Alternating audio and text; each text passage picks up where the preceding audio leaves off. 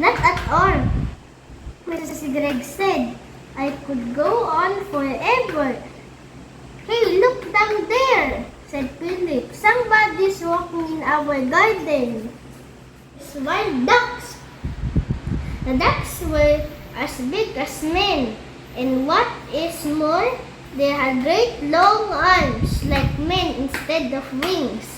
The ducks were walking in a line to the door of the Gregg's house, swinging their arms and holding their beaks high in the air. Stop! Called the tiny Mr. Gregg, flying down low over their heads. Go away! That's my house! The ducks looked up and quacked. The first one put out a hand and opened the door of the house and went in. Others went in after him. The door shut them and smiled. We are going to build a nest. A nest? They said. Can we do that? We must do it, said Mr. Gregg. We've got to have somewhere to sleep. Follow me. They flew off into a tall tree, and right at the top of it, Mr. Gregg chose the place for the nest of little sticks. Off you go, all of you, and find them and bring them back here. But we have no hands, said Philip. Then use your mouths. Mr. Gregg and Mrs. Gregg and the children flew off. Soon they were back carrying sticks in their mouths. Mr. Gregg took the sticks and started to build the nest.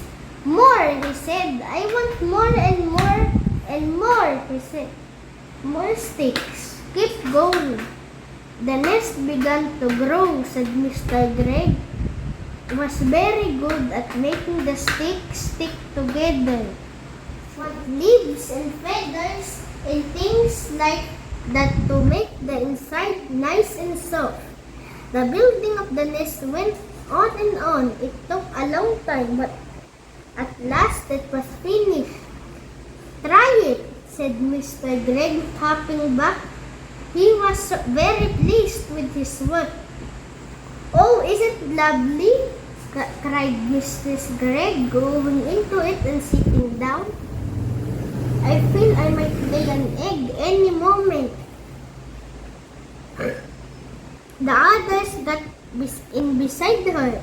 How warm looking at my stove, cried Mrs. Gregg as she flew past the kitchen window. How dare she? And look at that one holding my lovely gun, shouted Mr. Gregg. One of them is lying in my bed, yelled William, looking on top and into a top window.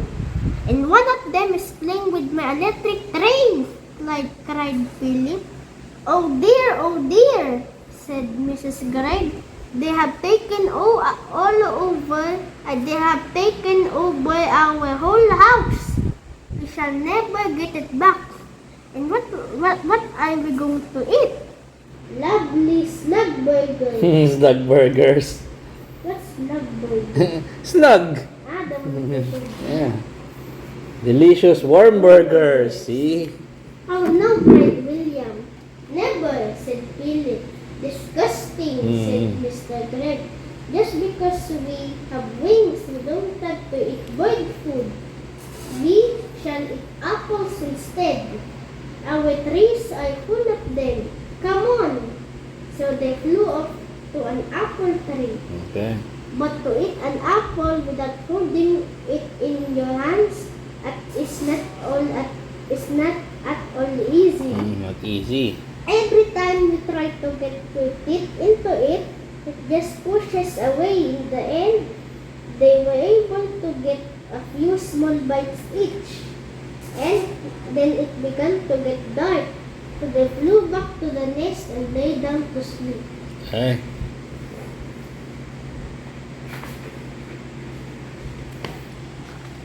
Now, sit down properly. Slant. Yan. So. It must have been at about this. That night, while Mr. and Mrs. Greg and Philip and William were trying to get some sleep, up in the high nest, a great wind began to blow. Oh no. The tree rocked from side to side, and everyone, and even Mr. Greg, was afraid that the nest would fall down. Fall down. And then came the rain. It Mm. rained and rained. And the water ran into the nest, and they got all as wet as could be. And oh, it was a bad, bad night. Bad night. Okay. Like, remember, like, Raining dyan. the almost Sige, just keep on reading. Pan na nga yung story. Oh. At last, the morning came, and with the warm sun, well, said Mrs. Greg, thank goodness that's over. I never want to sleep in a nest again. She got up and looked over the side. Help! She cried. Look down there. What is it, my love? Said Mr. Greg. He stood up and peeked over the side. He got surprised of his life. On the ground below, there stood up the 4 enormous ducks, as tall as men, and 3 of them were holding guns in their hands. One had Mr. Greg's gun, one had Philip's gun, and one had William's Oh gun. no. The guns were all pointing right up at the nest. Oh no, look at the ducks pointing at them. I like ducks. That's Okay. my favorite animal. Okay, go. There. Okay. No, there. Don't shoot. Please don't shoot. Why not? Said one of the ducks. It was the one who wasn't holding a gun. You are always shooting at us. Oh, but that's not the same, said Mr. Greg. You are allowed to shoot ducks. Who allows you as the duck? We allow each other, said Mr. Greg. Very nice, said the duck. And now we are going to allow each other to shoot you. I would have loved to see Mr. Greg's face just then. Oh, please, cried Mrs. Greg. My 2 little children are up here with us. You wouldn't shoot my children. Yesterday you shot my children, said the duck. You shot all 6 of my children. Them into tiny bits, said Mr. Greg. And never again need you be afraid of me or my family. Very well, said the duck. You may now come down. And by the way, may I congratulate you on the nest. For the first effort is pretty good. Mr. and Mrs. Greg and Philip and William hopped out of the nest and flew down. Then near their own house, and everything was back to normal once again. Our wings have gone, said Mr. Greg, and our arms had come back. And we are not tiny anymore, laughed Mrs. Greg. Oh, I'm so glad. Philip and William began dancing about with joy. Then, high above their heads, they heard the call of the wild duck, of a wild duck. They all looked up, and they saw the 4 birds lovely against the blue sky, flying very close together, heading back to the lake in the woods. It must have been about half an hour later that I myself walking into the Greg's garden. I had come to see how things were going, and I must admit it, I was expecting the worst. At the gate, I stopped and stared. It was a queer sight.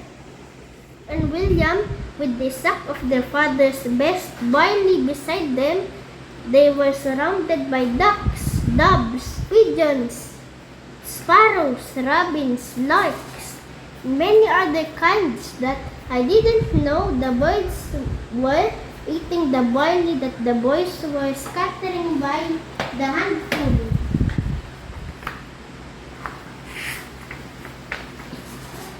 Good morning, Mr. Greg, I said. Mr. Greg lowered his hammer and looked at me. My name is not Greg anymore, he said. In honor of